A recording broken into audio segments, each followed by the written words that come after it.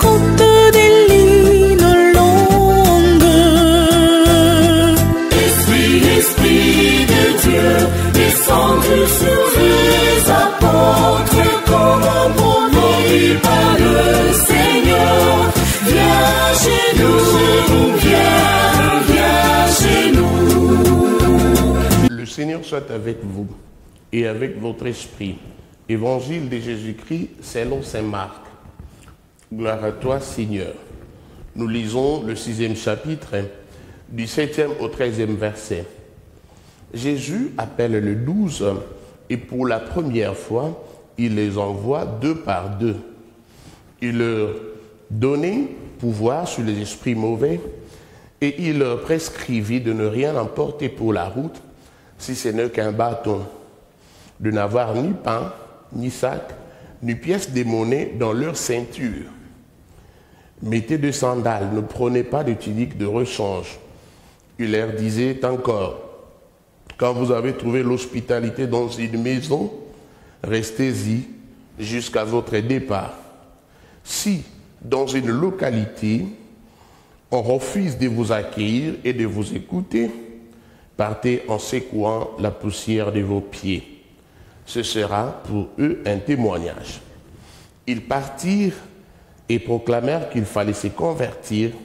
Ils chassaient beaucoup de démons, faisaient des onction d'huile à de nombreux malades et le guérissaient. Acclamons la parole de Dieu. Louange à toi, Seigneur Jésus.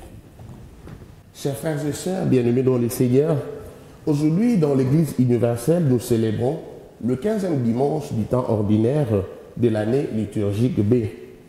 La péricope évangélique de ce dimanche nous présente l'épisode de l'appel et de l'envoi en mission des apôtres par Jésus. Chers frères et sœurs, bien-aimés dans le Seigneur, Jésus appelle le 12. L'apôtre ne part pas seul, mais avec un vis-à-vis, et chacun reçoit ainsi de l'autre une présence accompagnatrice qui l'aide à prendre conscience de ce qu'il vit lui-même. Il part aussi avec un équipement sommaire, comme Jésus le décrit dans l'Évangile. Pas d'argent, pas de vêtements de rechange, ainsi que des indications, des consignes, toute une méthodologie, ainsi les procédures pour se comporter selon la manière dont ils sont accueillis. Et en sus, ils reçoivent la finalité de la mission, l'appel universel à la conversion. Ils reçoivent aussi d'être envoyés, d'avoir reçu du Seigneur cet appel. Chers frères et sœurs, bien-aimés dans le Seigneur, que signifie évangéliser? Évangéliser, c'est attirer par notre témoignage.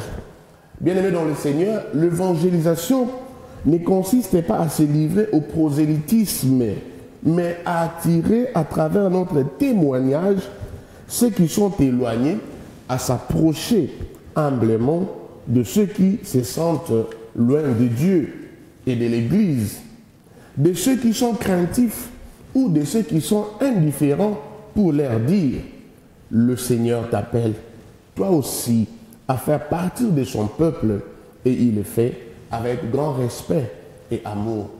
Chers frères et sœurs bien-aimés dans le Seigneur, évangéliser, c'est travailler à créer la communion, à créer la synodalité, aller à la rencontre. Mettre l'Église en état de mission nous demande, pour ainsi dire, de recréer la communion, car il ne s'agit pas d'une action uniquement vers l'extérieur. Nous réalisons la mission à l'intérieur et nous sommes en mission vers l'extérieur. Comme une mère qui va à la rencontre, une maison accueillante, une école permanente de communion missionnaire. Chers frères et sœurs, bien-aimés dans le Seigneur, évangéliser, c'est respecter la diversité d'une grande famille où tous et toutes ont leur place.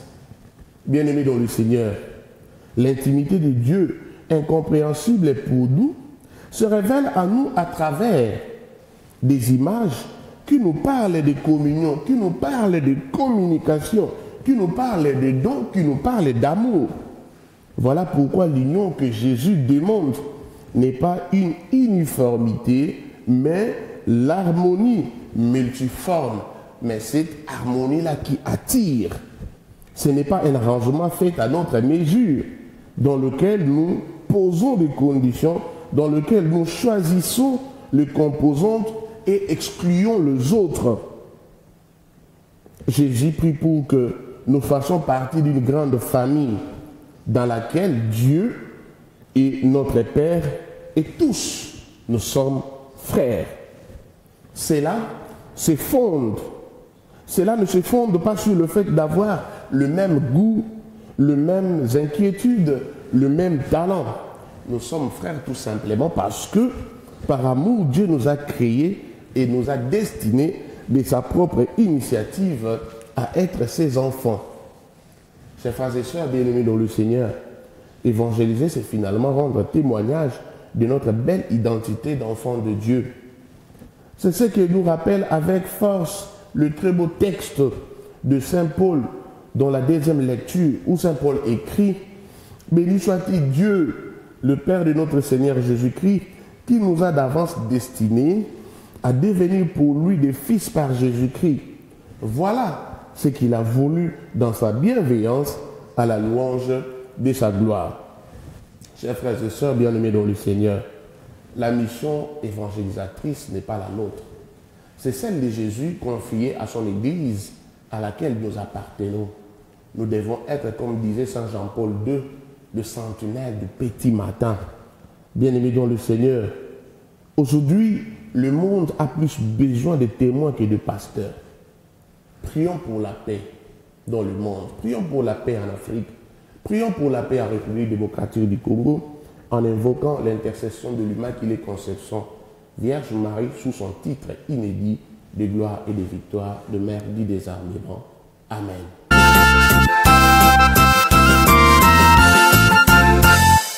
Esprit, Esprit de Dieu, descendu sur les apôtres, comme promis par le Seigneur.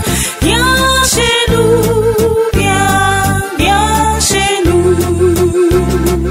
Esprit, Esprit de Dieu, descendu sur les apôtres, comme promis par le Seigneur. Viens chez nous.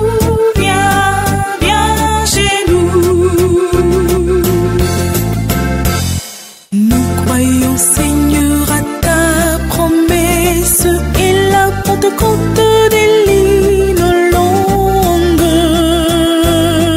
Esprit, Esprit de Dieu, descendu sur eux.